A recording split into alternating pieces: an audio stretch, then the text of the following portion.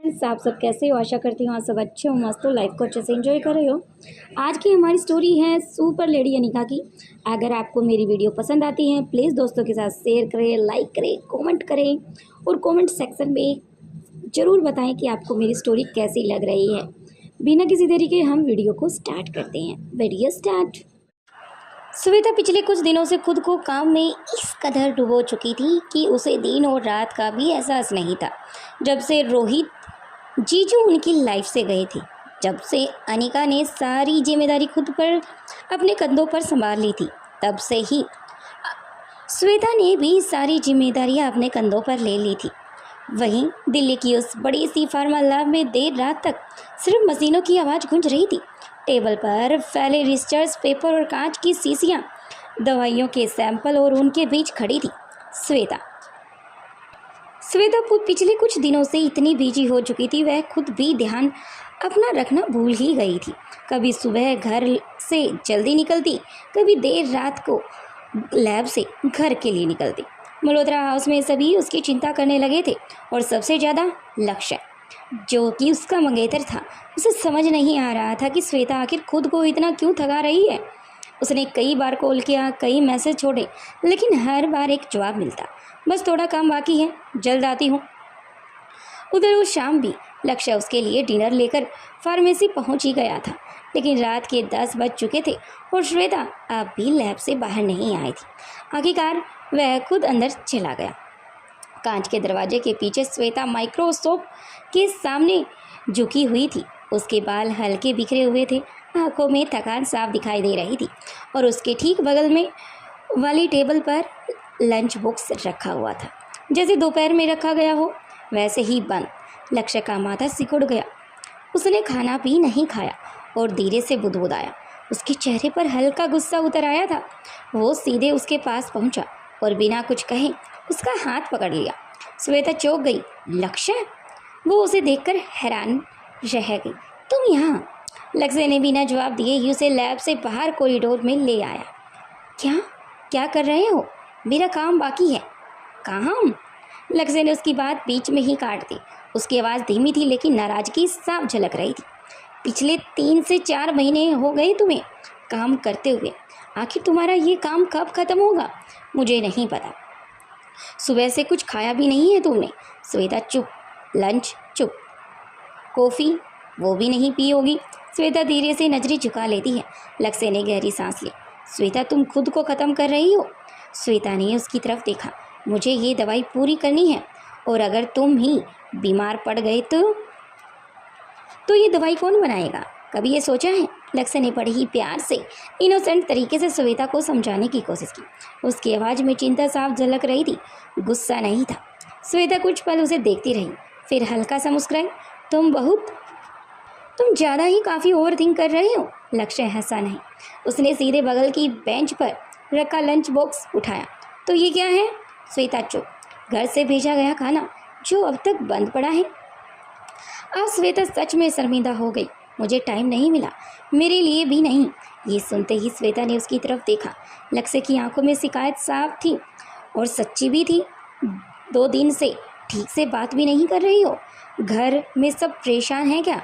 या कोई ऐसी बात जो तुम मुझे बताना नहीं चाहती? और वो थोड़ा सा रुका।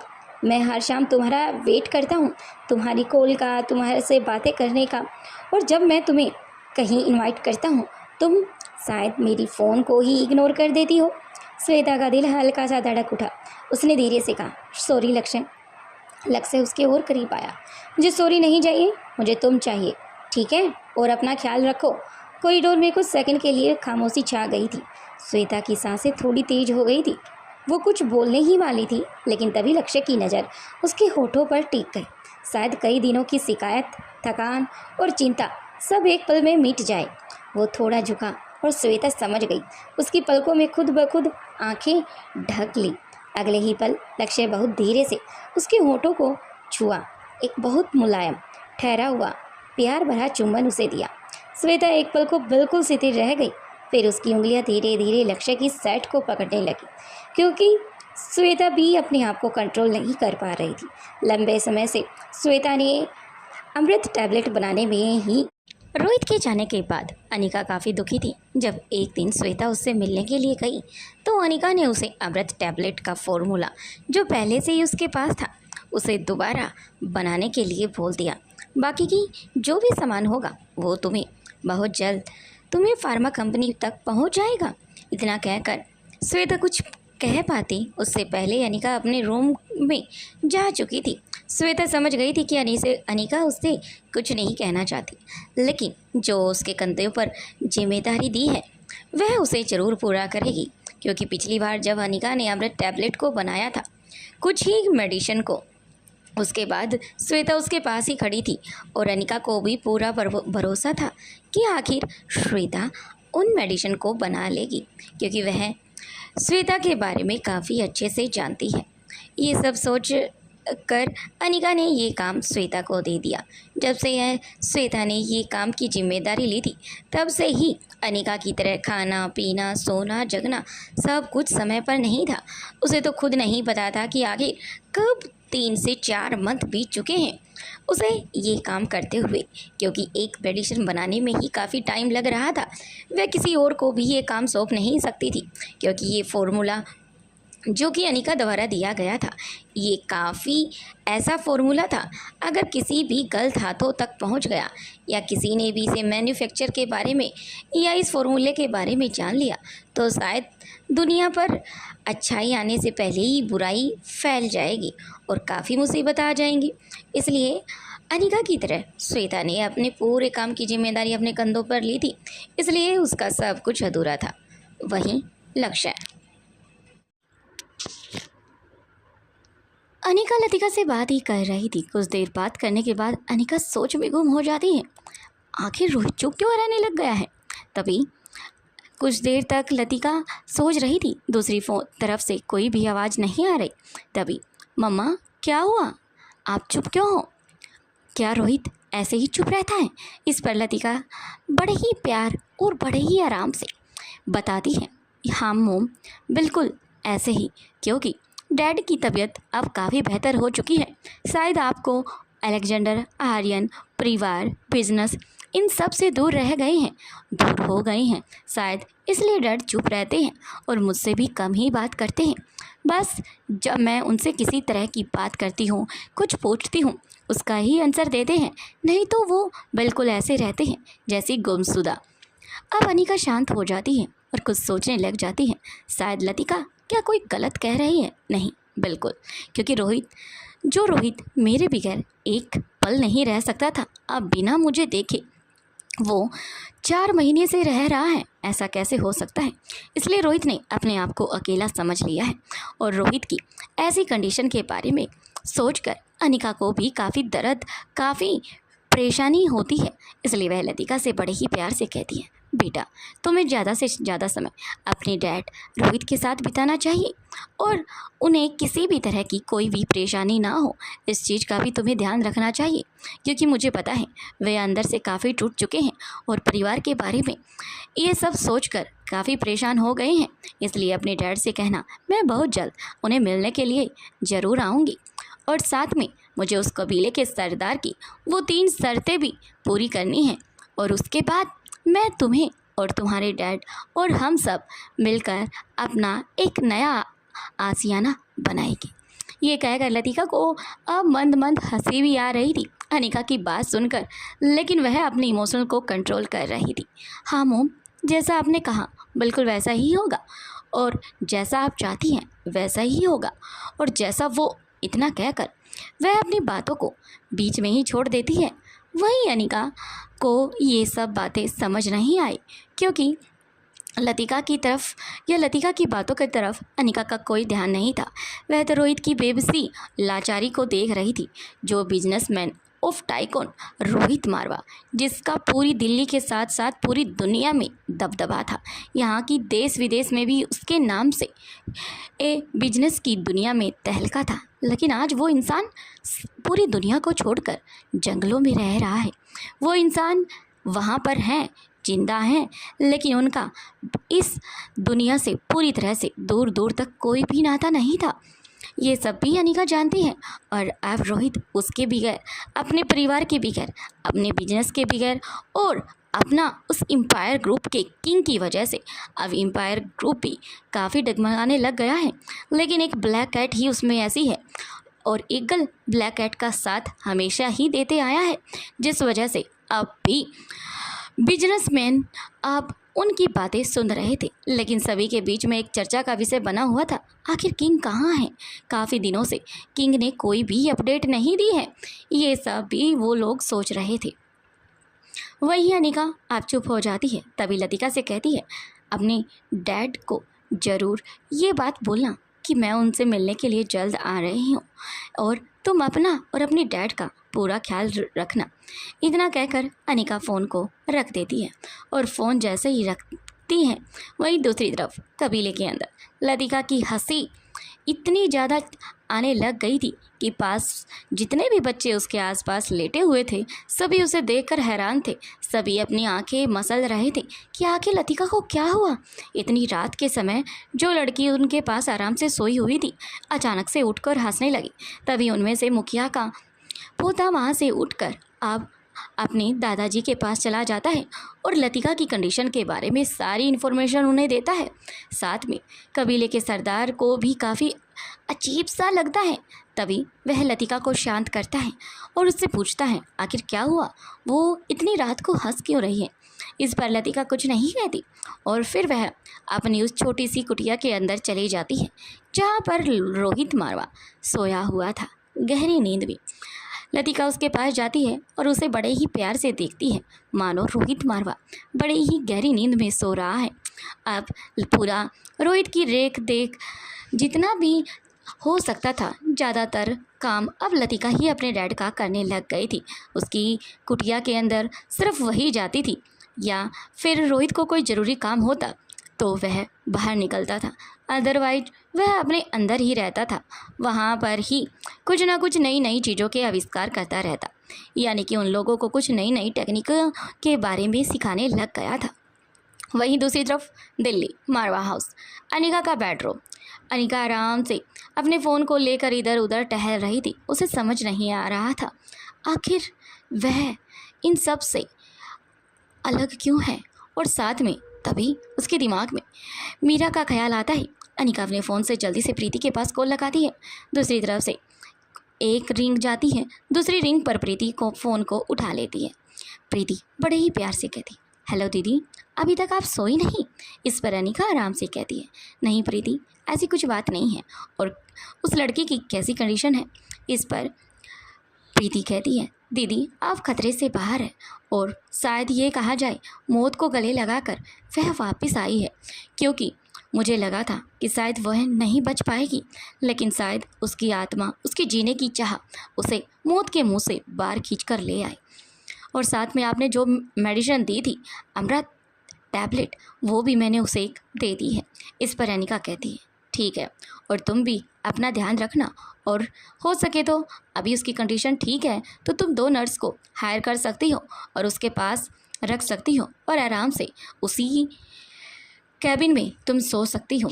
इतना कहकर प्रीति अनिका की बातें समझ चुकी थी कि आखिर अनिका कम शब्दों में क्या कुछ कह चुकी है।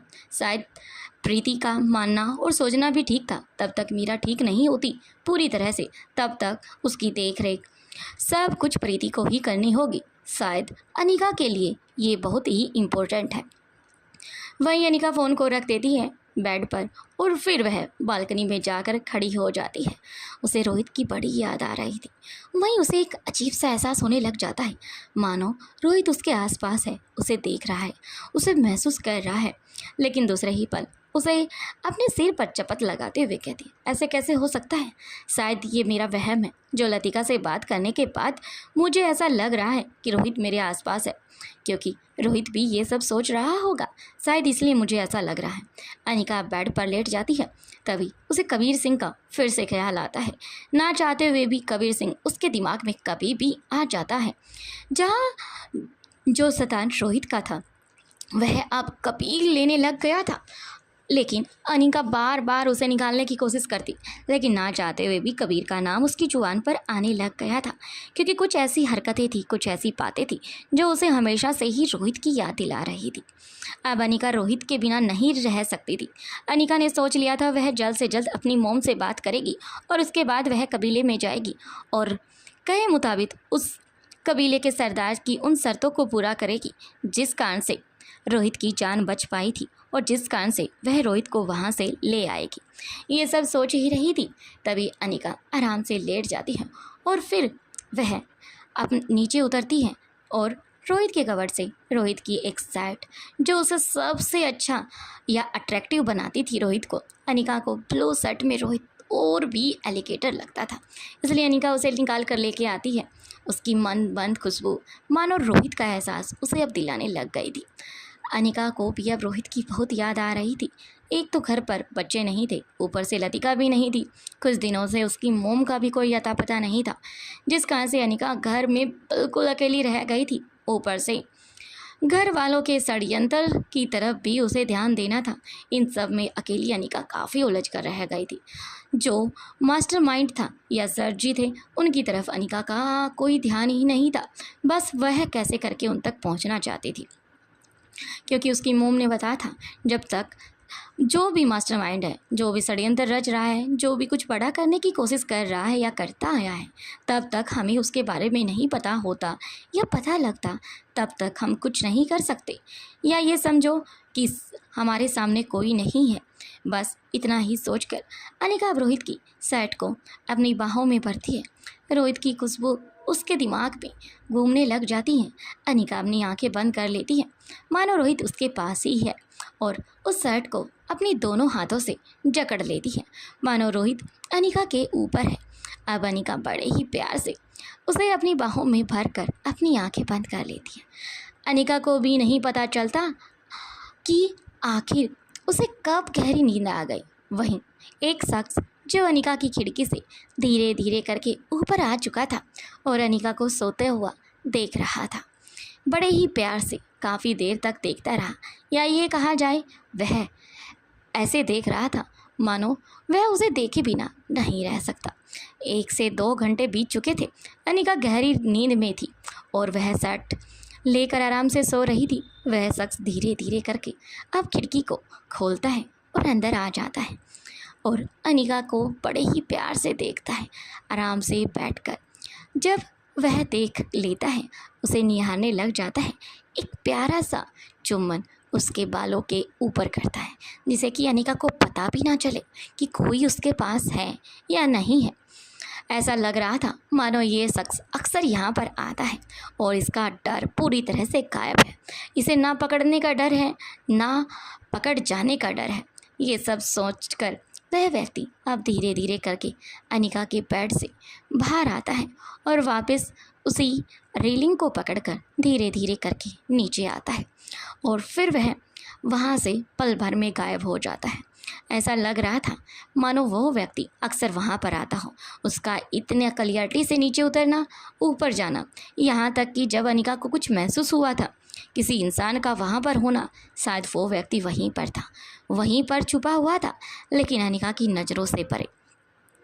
वह व्यक्ति अपनी गाड़ी जो कि मरवा हाउस से 1 किलोमीटर दूर पार्क करके आया था, अब धीरे धीरे करके पेड़ों से होते हुए मानो उसे यहाँ के हर चप्पे चप्पे का पता है, कहाँ पर सीसीटीवी कैमरे हैं, कहाँ पर पार्किंग है और कहाँ पर क्या है और कहाँ से गुजरने पर वह पकड़ा नहीं जाएगा। सारी चीज़ें सोचकर धीरे धीरे आगे बढ़ता है और कुछ समय बाद अपनी गाड़ी लेकर अपने विला की तरफ बढ़ जाता है। बाकी का नेक्स्ट एपिसोड में देखते हैं। वीडियो पसंद आए तो लाइक करें, शेयर करें, कमेंट करें ज़्यादा से ज़्यादा। Thank you. जल्द मिलते हैं न्यू एपिसोड के साथ। और आप सभी से मेरी बस इतनी ही रिक्वेस्ट है, प्लीज़ आप मेरे 500 सब्सक्राइब कंप्लीट कराओ, ताकि मैं स्टोरी को काफ़ी अच्छे से कंटिन्यू रख सकूं। और सेकंड बात, सार्थक स्टोरी एफएम को आप प्लीज़ अनसब्सक्राइबर ना करें, क्योंकि पार्ट 3 यानी कि नया सीजन जहाँ पर अनिका के बच्चे बड़े होंगे, मैं उसी पर अपलोड करना स्टार्ट करूँगी। यानी कि मेरे पास जुलाई तक का टाइम है। टाइम के बाद यानी कि 17 या 30 जुलाई के बाद मेरा वो चैनल फिर से ओपन हो जाएगा। इसलिए प्लीज़ दोनों चैनल को सब्सक्राइब कर कर रखें, अपनी फैमिली मेम्बर्स के साथ शेयर करें। स्टोरी काफ़ी इंटरेस्टिंग है और ये मेरा न्यू फ़ोन है, जिस वजह से आप लोगों को काफ़ी बैकग्राउंड साउंड सुनने को मिलती होगी। ये मुझे भी अच्छा नहीं लग रहा, लेकिन इसका भी सलूशन मैं बहुत जल्द करूँगी। Thank you.